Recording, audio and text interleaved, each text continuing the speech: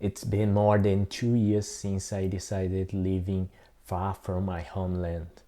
I am Diego, and in this series of episodes, I will share some of the experiences I faced as a Brazilian guy living abroad. I hope I can help you understand the nuance of this significant process called immigration. Let's get started.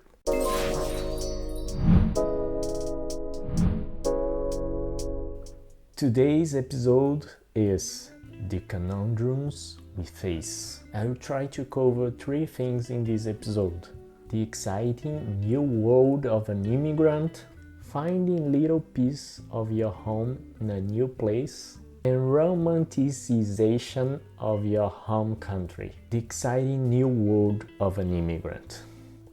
When I first arrived in Portugal, I felt like a magic. It was almost like I'm going to live in a place that I usually go to travel, to be a tourist. Everything was new to me. A simple walk down the street became a journey of discovery, as if I was traveling to different places all at once. Everything was so fascinating. When my wife and I first arrived, we stayed in a hotel in downtown Porto. From our window, we could see a beautiful view of the city, in which we could observe seagulls, those popular birds in the coastal landscape of Portugal. I remember walking down the Santa Catarina street and observing groups of tourists contemplating the beautiful architecture of Portugal.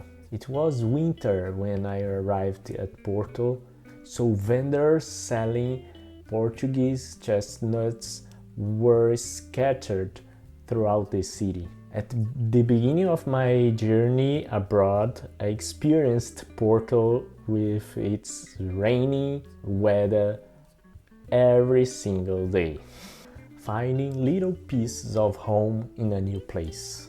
There is a sentence from an article I read that can define a little bit this particular part of my journey, of the beginning of one of the conundrums we face when we are an immigrant, a new immigrant.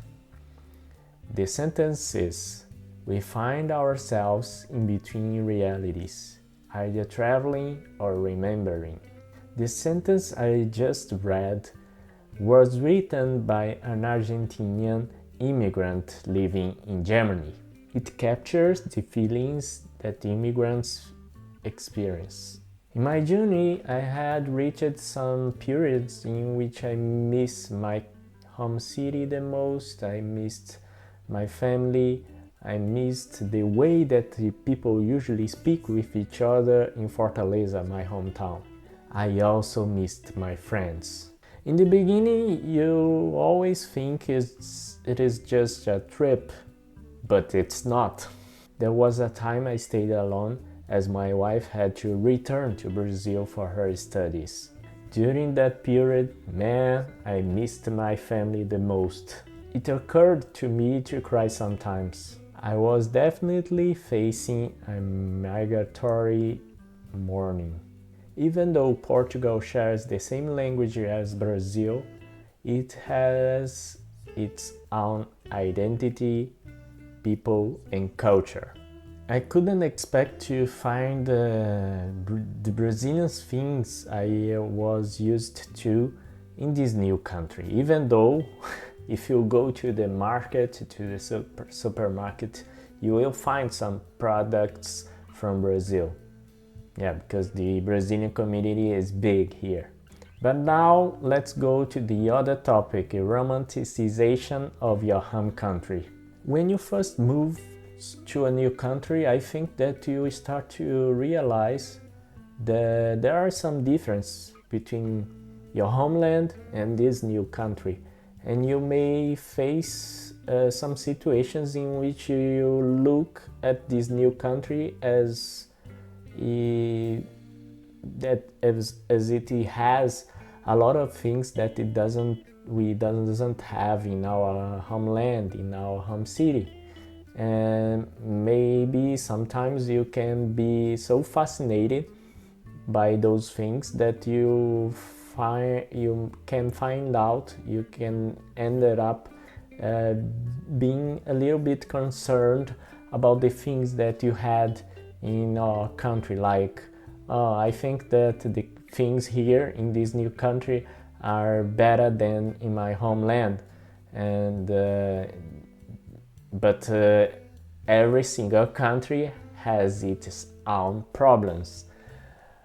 But the opposite can also happen when some people move to a new country and they think that maybe the things in your homeland wasn't that bad at all, or that the things in your homeland maybe they were much better than this new country. I've written something about this. So what I wrote: in my perspective, this often occurs when you miss aspects of your home country or feel out of the place in your new surroundings. In these moments, we tend to create an idealized image of your homeland, seeing it as better as it really is. But what actually happens? From my point of view, each country has its advantages and its drawbacks. So I think that when you decide to live in a different country, it is almost like deciding to which people you want to make or to build a relationship.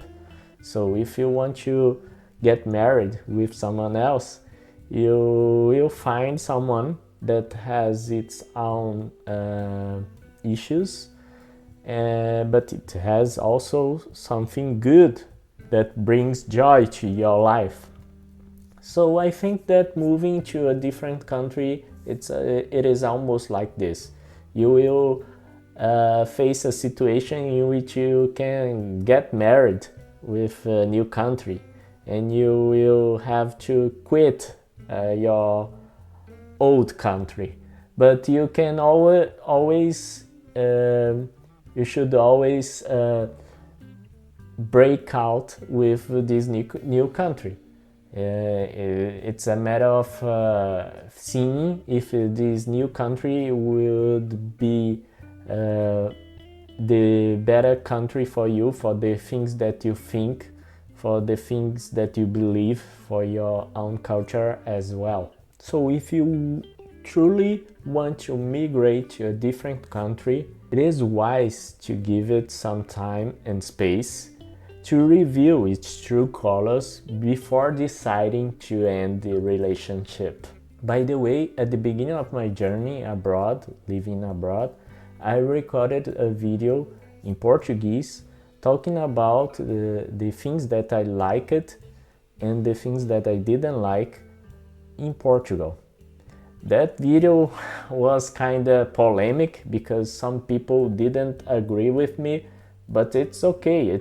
It was just my opinion, and I'm not here to judge any country. And I like a lot Portugal, so I love this country. I love Brazil, and I love speaking in different languages and bringing some content for you guys in Diversilíngua. So to wrap things up, in this episode we covered the three main challenges immigrants usually face when they arrived in a new country.